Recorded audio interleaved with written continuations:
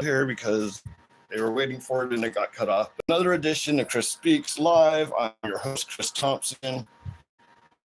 Please forgive the lighting. It's kind of difficult to get lighting in this apartment at night.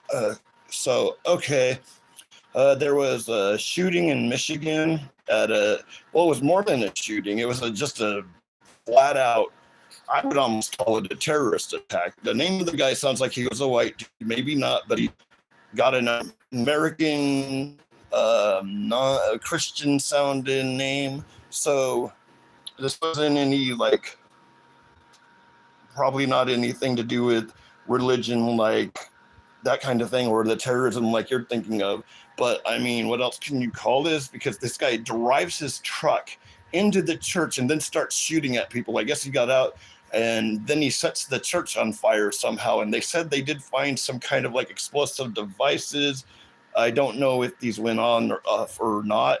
And there were bombs scares being called into other churches. I don't know if they're all this guy, because the report I saw, they didn't really know much. And I give props to the cops saying that, look, we don't know anything. All this other stuff is speculation.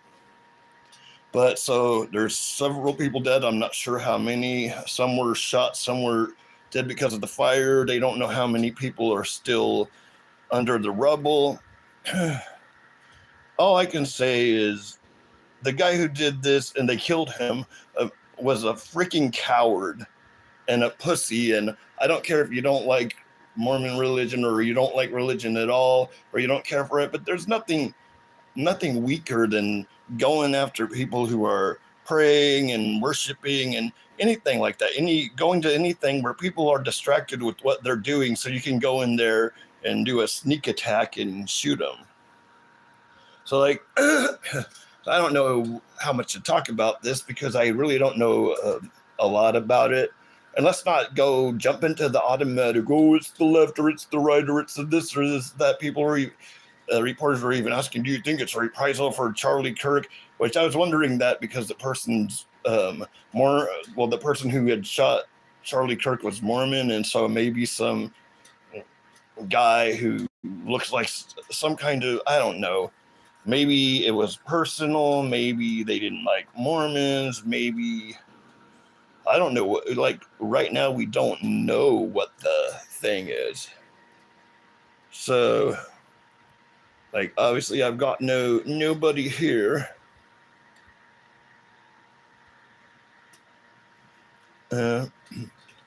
So, anyways, well, maybe I should. It seems to get more people when I'm doing this during the day more, I guess. And it's a Sunday. Oh, hey, there's somebody here. Crab 3. I'm here. Hey, we got one guy here. So, have you been here the whole time? Did you hear what I had to say about the church thing? So, I don't know. Maybe I'll have to go into other topics because I don't really know much about the church. Hey, Lightning 329. So have any of you guys heard anything more about the church attack, or is it just the same as what I know? Because I don't really know much. I don't think they know much about it at all. But it's just, first I heard it and my girlfriend had told me that it was on fire and it was a big church. And when she said it was a big church, I didn't know it was a big church. That was a big building. So I guess nobody knows what the motive is right now. The cops don't even know. And that's going to take a while because the guy's dead, so they can't ask him. So hopefully, usually these guys have a pile of evidence against them. There'll probably be some kind of, what do they call that when they write a manifesto? There might be some kind of manifesto, or now they can track people's online stuff. So maybe there's some evidence saying that maybe why he did this. I mean, do any of you guys have a clue? Do you think it's personal, or do you think it's religious or political, or what do you guys think? Because I don't know. I guess that's what I can do is kind of ask what you guys think, and it'd probably just be what you think because we don't know right now unless you've heard anything. Did any of you guys hear more about the church attack? because it's pretty sad. And it's like, first of all, it's one thing if you have a personal thing and you go after one person, but you kill a bunch of people that had nothing to do with anything. I guess that's how a lot of these shooters and stuff work. It's they see somebody as the cause of their problems, so it doesn't matter if they know the people or not. They're just going down with them, and it's just sad. And of course, we're going to talk about this. Is the thing I get mad about anytime there's attack about like this, and okay, they bring up the gun control thing, but that's one thing. But the immediately the Republicans will go, no, no, no, it's about mental health, but then they don't do anything for the mentally ill to help people who are mentally ill. Like I'm mentally ill, but I'm not like that kind of mentally ill. Like we need to figure out what's wrong with the people that do these kind of things and give them help. But there's never a resolution to do anything about the mental health. So I mean, what do we do? It's like, well, we can't, obviously, even if you didn't have guns, you can't take away everybody's car and you can't take anything that creates fire away. But I mean, what do we do? I mean, how do we, at least, obviously, we're not going to make the kind of attacks and stuff ever go away. But what can we do to limit it? And okay, you say, oh, well, if it's not guns, it's not guns. Yes, it's not guns when it's normal people that either just use it for target practice or in case someone tries to their house or hunting or whatnot, you know. But, I mean, you don't really need an AR-15 for anything. And it's like people say, well, we want to use it for target practice. Yes, but if you're going to do that, what do we do? Is there anything we can do to at least limit who can get firearms? Obviously, there's people that have no records or no history of like violence or anything or even threatening violence. So obviously that would exclude those. But what about the people who are like, I don't think anybody who has a violent past should be able to get a gun unless we're sure and clear that this person is better and they're not going to have violent outbursts. Obviously, like a violent outburst can happen and they can use a knife or whatever, but they're going to kill more people if they have an AR-15. And there was a thing, I think there's a thing about for like domestic violence, but the problem with that was that there was the boyfriend loophole, which was basically that you only took away their guns if they were married to the person and they were violently assaulting them. But the whole thing is that other than that, there's a lot of states like Texas and a lot of red states, probably some blue states too, that don't even have a red flag law. So, I mean, yes, it's mental illness, and it's also a gun control thing sometimes. Obviously, this guy would have done it without the guns. He would have driven his car in there anyways. But, I mean, and then there's other things like the guy who shot Charlie Kirk. Gun control wouldn't have kept him from getting that gun. So, in that case, what do we do besides gun control? Hey, people, there's more people on here. Oh, there we go. So, hello, Luna baby. How's it going? So, like, I don't know. It's just, you hear more and more of these things. I just know when I grew up, of course, I'll probably say, oh, because you were old. Man, I don't remember. Is it just that we were connected more with the internet? Because I don't ever remember hearing about school shootings before whatchamacallit, Columbine. I mean, yeah, you'd have some kids coming to school and shooting one other kid that they were mad at, or they were stuff like that, you know, or gang-related crap. But we didn't have these like random white kids coming to school and just blasting on everybody. Like, what is that? Is that, were there things going on before then and we just didn't hear about it? Because now it seems like we hear about it like there's a shooting like every week or a couple of times a week. And it's like, maybe it's because nowadays we hear about them all because we have the internet and we can hear the news from all around the country. But it's just kind of weird. Like, what is it that's changing that's making, because I mean, people had the same access to guns when I was growing up.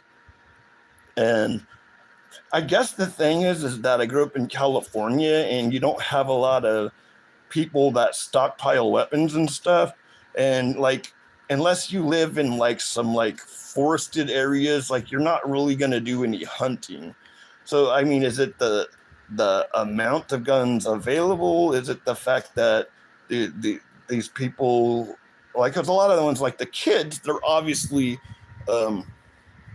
if they're under 18, they don't have access to guns unless their family has access to guns. So, but this is what I think is crazy. It's like you have to be 21 to buy a pistol, to buy a handgun. But to get an AR-15, which is a gun that you can kill a lot more people with in a shorter time, you only have to be 18. So what the fuck is that? Like, if we're going to say you have to be 21 to get a gun, then it's 21 to get a gun. If you're going to say it's 18 to get a gun, then 18 to get a gun. Because why are more dangerous weapons readily available to people who are like 18?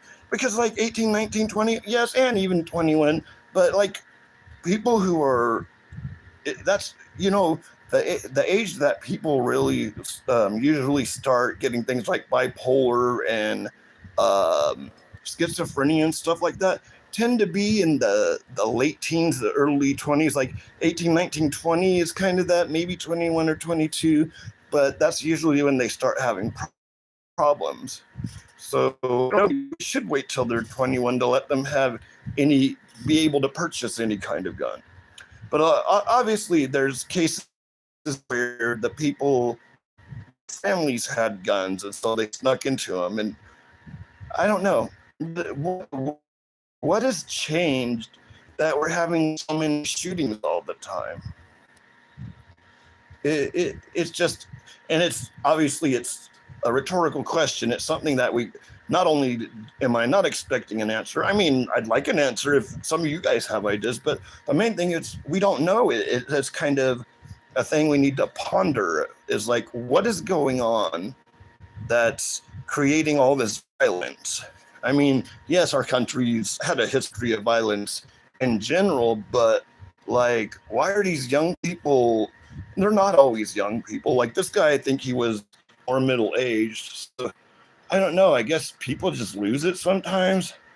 But what do we do? It's like, and you could say it's not guns because like people, and the thing is they don't have, I don't think they have like serious gun control in like Canada. Like Canada, everybody has guns because they hunt, a lot of them. At least that's what I've heard. But they don't go around shooting each other. Yes, some shootings, those kind of things do happen sometimes in Canada, but for the most part, it's usually Americans doing it. But there have been Canadians that have done mass shootings, and they probably had some kind of issues. Okay, I guess that's all I can talk about on that subject. So the next one I'm going to go on to is, have you guys heard about NPSM 7? I hope I got it right. It's this shit that the Trump administration's doing that go after domestic terrorism. But what it seems to do is it says something about, it starts with rhetoric and basically that they'll consider anyone who has anti-capitalist views, which that's fucking stupid. America isn't about capitalism. America existed before they had a real capitalist thing. They had trade, but to try to that's another thing, or anti-Christian sentiment. So what if you say anything against basically capitalism, or you have anti-Christian views? And that's the only one. It's not anti-Christian or anti-Muslim or anti any of this. It's only if you have anti-Christian views. And what does that mean? That's like vague. That could be like well, I don't like, basically saying like, well, the Christians have a bloody history of murdering people who had different views or religions than them. So what? They're gonna go arrest those people? What is this? Is this pre-crime now, where suddenly like it's something how they're trying to circumvent the First Amendment, which allows us free speech, allows us to say. And obviously, if someone's inciting violence, it doesn't matter um, what they think or what they believe. It's a crime anyway. So you don't need to make a special thing to try to go after what seems like free speech. So like it. Open your eyes, man. Open your eyes, America. If you don't see that the people in charge are fascists by now, you're never going to see it. He's trying to go after his political enemies, and he's everyone who's not MAGA Republican as his enemies, especially if they're on the left. And he doesn't care if they're American citizens that aren't politicians. And so can a lot of people, because I had seen a thing, and this, like, the only time I've ever seen a college professor debating Charlie Kirk's ass. But Charlie Kirk basically, I think it was this one where he was saying that blah blah blah, because he was trying to say that it's not just Russia that's bad, it's Ukraine that's bad, a country that's a dictator. But then he said things that negated that, like Zelensky wasn't following a certain thing. But his thing, this is the main thing that I got, was Charlie Kirk said, oh, he's a prime minister or a president, he can do anything he wants. No, he can't. That's not what a prime minister or a president is. That's a dictator. That's a monarch. That's somebody who does whatever they want. And that's not the kind of leader we have in this country, that we're supposed to have in this country. Like, it's getting pretty bad, man. And this whole thing, they're like talking about the rhetoric. Let's look at the rhetoric on the right. Trump has been inciting violence for years. Remember when he was running the first time, and there was a protester in there, and he said the thing about, oh, somebody punched that guy in the nose, and I'll pay for your legal team or whatever. So he'll pay for his lawyers. So that's calling for violence. You got January 6th, where he claimed that the election was stolen, when the only fraud in that election was on Donald Trump's side, and he still didn't, trying to override the people. So he told them to go do something about it. He had January 6th. So we had January 6th, and he incited violence, and they tried to impeach him on that, and it didn't do no well. The guy can do anything, and nothing will happen to him. He'll get convicted of 34 counts, I believe, of fraud, and still not go to jail, because the pro-Trump judge decided to not sentence him at all, so he could become president again. So, what am I on? My subject goes, oh yeah, the rhetoric. The rhetoric is just like, Charlie Kirk got shot, and then the right said it's the rhetoric. It's calling people Nazis that got him killed. And then they immediately go to, it's the liberals, kill them all, we're gonna go to war against them, the party of evil, the blah blah. I thought you said we needed to tone down the rhetoric. Oh, they mean the rhetoric that when they're acting like Nazis, don't call them Nazis. If they're acting like fascists, don't call them fascists. You don't want to be called a fascist, don't be a fascist. You don't want to be called a Nazi, don't be a Nazi. Don't act like a Nazi. You don't want ICE to be called the Gestapo, then stop allowing them to act like Gestapo.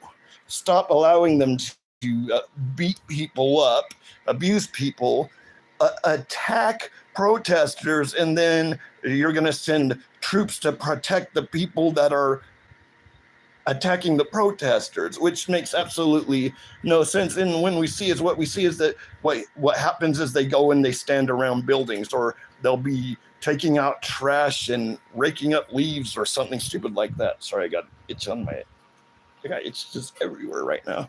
So that never does anything. But this time, so I had talked about this, I think, where he was talking on the last one, where he was talking about going into Portland, Oregon, war-torn Portland, Oregon. Yeah, those scary hippies. But and the thing with that was that he said he was going to allow them to use necessary force. So he wants soldiers to shoot freaking hippies with signs. And so, like, all of this stuff together, all the things like the comments he makes, like, some people say I'm a dictator. Maybe I should be a dictator. Some people would like a dictator. Oh, but I'm not a dictator. Like, who says that? Like, who says that? It's just crazy. And then we have this government that's trying to basically turn the opposition party completely into their enemy so they can just jail everybody, squash dissent, try to make speech illegal and a sign of being a terrorist. What, so they can just shoot us for not having the same ideal and punishable by death? I mean, what do you think saying that ideology, anything that conflicts with yours, means we're terrorists? Dude, and what is it, and a lot of stuff's vague. What does American mean? Well, let's look at that. What does Trump mean by America? When Trump says America, he means him. He means him, and he means his followers. And nobody ever is being anti-American. Well, how's it anti-American when we're not even talking about Americans? And why do we do this thing where it's, why do we, like, and that's another thing, that there's this government, but when they do it, they love it. Until we, except don't be all right, guys, so I'm having some technical issues. So I'm going to go ahead and end this video. Well, I'll try to figure out what the problem is, and so hopefully by the next time we won't have these issues. All right, so see you guys later. This has been another live edition of Chris Speaks. I'm your host, Chris Thompson. Hang in there, guys.